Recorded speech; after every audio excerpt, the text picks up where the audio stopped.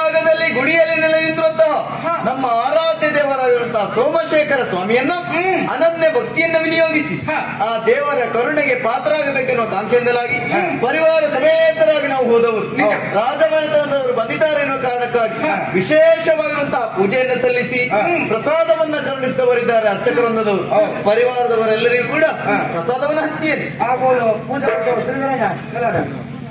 ಪೂಜೆ ಅವರಿಗಲ್ವ ಅಂದ್ರೆ ಪ್ರಸಾದ ಕೊಡ್ಬೇಕು ಯಾರಿಗೆ ಅಪ್ಪನಿಗೆ ಬದಲಾಗಿ ಪ್ರಸಾದ ಕೊಡ್ಬೇಕು ಅಪ್ಪ ಕೊಟ್ಟಿ ಅಪ್ಪನಿಗೆ ಮತ್ತೆ ಬೇರೆ ಹಾಗಾಗಿ ಮೂಲ ಅಪ್ಪನಿಗೆ ಮೊದಲ ಪ್ರಸಾದ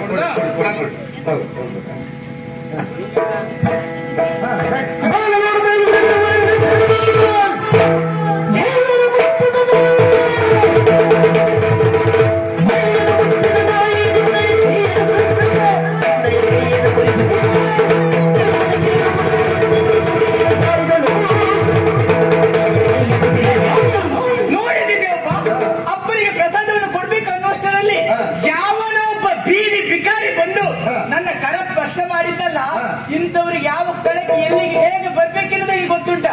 ಇಂಥವರಿಗೆ ಮಾತ್ರ ಹೇಳದೆ ಹೋಗೋದಾದ್ರೆ ಸರಿ ಆಗುದಿಲ್ಲ. ಇವರು ಸರಿ ಆಗ್ಬೇಕು ಅಂತ ಆದ್ರೆ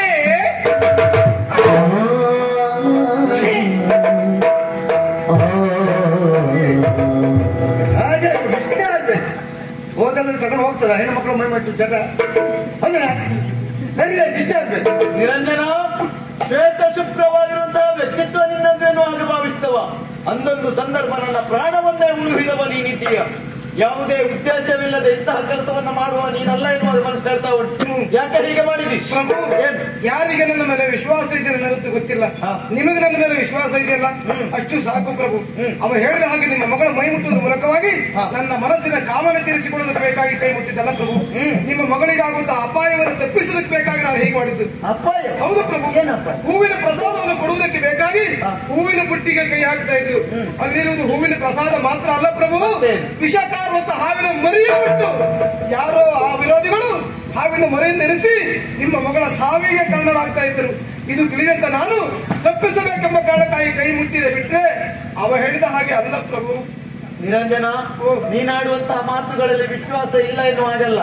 ಪರಿವಾರದವರೆಲ್ಲರೂ ಕೂಡ ನಂಬಬೇಕು ಅಂತ ಆದ್ರೆ ದೇವಪ್ಪ ಹಾವುಂಟ ನೋಡು. ಪ್ರಸಾದ ಬುಟ್ಟಿಯಲ್ಲಿ ಪ್ರಸಾದ ಬುಟ್ಟಿ ಹೌದು. ದೇವರ ಏನು ದೇವಸ್ಥಾನದ ಪ್ರಸಾದ ಬುಟ್ಟಿ ನಾನೇ ಹಿಡ್ಕೊಂಡು ಬಂದವ. ಬಾಳೆಹಣ್ಣುಂಟು ಎನ್ನುವ ಕಾರಣಕ್ಕಾಗಿ ಬುಟ್ಟಿ ಒಳಗೆ ಕೈ ಹಾಕಿದೆ.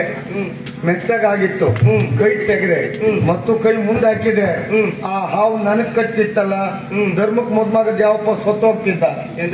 ಹಾವು ನನಗ್ ಕಚ್ಚಿತ್ತು, ನಾನು ಸತ್ತೋಗ್ತಿದ್ದೆ. ಸ್ವಲ್ಪ ಸುಮ್ಮನಿರ್ತೀಯ. ಯಾಕೆ? ನಿನಗೆ ಹಾಗಲ್ಲ ಹಾವು ಕಚ್ಚೋದಿಲ್ಲ. ಹಾವು ನಮ್ಮ ಕುಟುಂಬದಲ್ಲ. ಹಾಗಲ್ವ? ನಿನಗೆ ಕಚ್ಚುವುದೇ ಹೌದು ಅಂತಾಗಿದ್ರೆ ದೇವಸ್ಥಾನದಿಂದ ಇಲ್ಲಿ ತರುವಾಗ ಏನಾದ್ರು ಮಾಡಿರ್ತಾರೆ ನಿನಗೆ? ಏನೂ ಮಾಡ್ಲಿಲ್ಲ. ಏನು ಮಾಡಲಿಲ್ಲ. ಏನು ಮಾಡಲಿಲ್ಲ. ಯಾಕೆ ಮಾಡಲಿಲ್ಲ? ಯಾಕೆ ಯಾಕೆ ಯಾಕೆ ಹಾವಿಗೆ ಹಲ್ಲಿನಲ್ಲಿ ಮಾತ್ರ ವಿಷ. ನಮ್ಮ ಮೈ ತುಂಬಾ ವಿಶಾಲ. ಹೌದಾ? ನಂಜಿನ ಮಾತಾಡ್ತಾ ಇದ್ದಲ್ಲ, ಅರ್ಥ ಆಗಲಿಲ್ಲ ಯಾರಿಗೆ? ಅರ್ಥ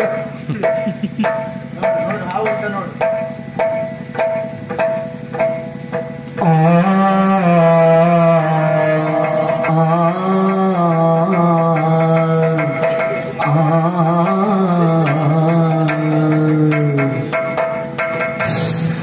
ಆವರ್ಸೋರು ಬಂದಾಯ್ತಲ್ಲ ಮಗ.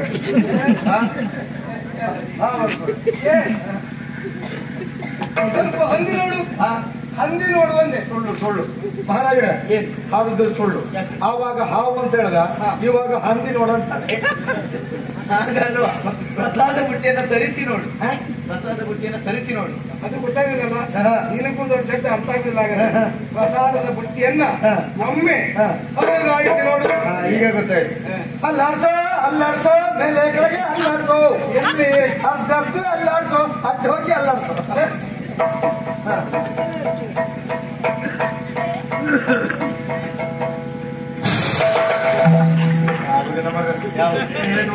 ನಾನು ನೋಡೋದು ಅದನ್ನೆಲ್ಲ. ನೀನೇನು ಆತ್ಮಹತ್ಯೆ ಮಾಡ್ಕೊಳ್ತೀಯ? ಅಲ್ಲ, ಮಹಾರಾಜರು ಅಂತೀರಿ ಮರ ಒಂದು ಹಾವು ಓಡಿಸ್ಬೇಕು. ಮಹಾರಾಜರು ಹಾವು ಓಡಿಸುವುದನ್ನ ಇಟ್ಕೊಳ್ಳಿಕ್ಕಿತ್ತು ಕೆಲಸಕ್ಕೆ. ಇಲ್ಲ ನೋಡು, ನೀವಾದ್ರೂ ಮಾಡಿ ಮಾಡಿ. ಹಾವಿಂದ ನೀವೇ ಮರ ನೀವೇ ನಾನು ಮಾಡ್ಲಿಕ್ಕೆ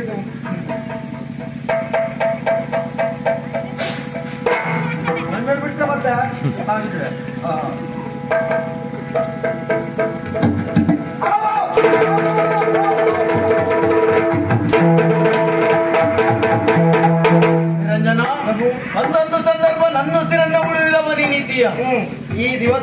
ನನ್ನ ಉಸಿರಿಗೆ ಪ್ರತಿ ಉಸಿರೋ ಎನ್ನುವ ಹಾಗೆ ನನ್ನ ಮಗಳ ಪ್ರಾಣವನ್ನ ಕಾಪಾಡಿದವ ನೀನಿದ್ದೀಯ. ಸಿಟ್ಟಿನ ಬರದಲ್ಲಿ ನನ್ನ ಮಗಳು ನಿನ್ನ ಬಿಕಾರಿ ಎನ್ನುವ ಹಾಗೆ ಜಡಿದಿದ್ದಾಳೆ. ಮಗಳ ಪರವಾಗಿ ನಾನು ಕ್ಷಮೆಯನ್ನು ಯಾಚಿಸ್ತೇನೆ. ಬೇಡ ಪ್ರಭು, ನೀವು ನಾಡಿನ ದೊರೆಗಳು ಎಂತವರ ಮುಂದೂ ತಲೆ ಎತ್ತಿಕೊಂಡು ತಿರುಗಬೇಕೆ ವಿನಃ ತಲೆ ತಗ್ಗಿಸುವ ಒಂದು ಕೆಟ್ಟ ದಿನಗಳು ನಿಮಗೆ ಬರಬಾರದು. ಪ್ರಭು, ನಾವು ಯಾರಿಗೂ ಏನನ್ನು ಹೇಳುವುದಿಲ್ಲ ಎನ್ನುವ ಹಾಗೆ ಭಾವಿಸಬಹುದು, ಮತ್ತೊಬ್ಬರಿಂದ ಏನನ್ನು ಕೇಳುವುದಿಲ್ಲ ಅಂತ ಹೇಳಲಿಕ್ಕೆ ಸಾಧ್ಯ ಇಲ್ವಲ್ಲ. ಆದ್ದರಿಂದ ನಿಮ್ಮ ಮಗಳು ಹೇಳ್ತಿದ್ದಲ್ಲ, ನಾನು ಬೇಸರ ಮಾಡಿಕೊಳ್ಳುವುದಿಲ್ಲ. ಯಾಕೆಂದ್ರೆ ನಾವೆಲ್ಲ ಸಾಮಾನ್ಯ ಮನುಷ್ಯರು. ಮರ್ಯಾದ ಪುರುಷೋತ್ತಮನಾದ ರಾಮನ ವ್ಯಕ್ತಿತ್ವವು ರಾವಣನಿಗೆ ಇಷ್ಟ ಆಗಲಿರುವಂತೆ, ಸಮಾಜಕ್ಕೆ ಒಳ್ಳೆ ಸಂದೇಶ ಕೊಡುವಂತಹ ಶ್ರೀಕೃಷ್ಣನ ಬದುಕು ಕಂಸನಿಗೂ ಇಷ್ಟ ಆಗಲಿಲ್ಲಂತೆ, ಕೌರವನಿಗೂ ಇಷ್ಟ ಆಗಲಿಲ್ಲವಂತೆ. ನಮ್ಮಂತವರ ವ್ಯಕ್ತಿತ್ವ ಎಲ್ಲರಿಗೂ ಇಷ್ಟ ಆಗ್ಬೇಕು ಅಂತ ಇದೆಯಾ? ಇಲ್ಲವೇ ಪ್ರಭು, ಆವತ್ತಿನ ದಿವಸ ಉಪಕಾರ ಮಾಡಿದ್ದೇನೆ ಎಂಬ ಕಾರಣಕ್ಕೆ ಬೇಕಾಗಿ ಏನು ಬೇಕಾದ್ರೂ ಕೇಳಿಕೊ ಅಂತ ಹೇಳಿದ್ದೀರಿ. ನಾನೇನು ಬೇಡ ಅಂತ ಹೇಳಿದ್ದೇನೆ. ಇವತ್ತು ನಾನಾಗಿ ಕೇಳ್ತಾ ಇದ್ದೇನೆ, ಏನು ಬೇಕು? ಆಶ್ರಯ ಬೇಕು, ರಾಜಾಶ್ರಯವನ್ನ ನಾನು ಕೊಡ್ತೇನೆ.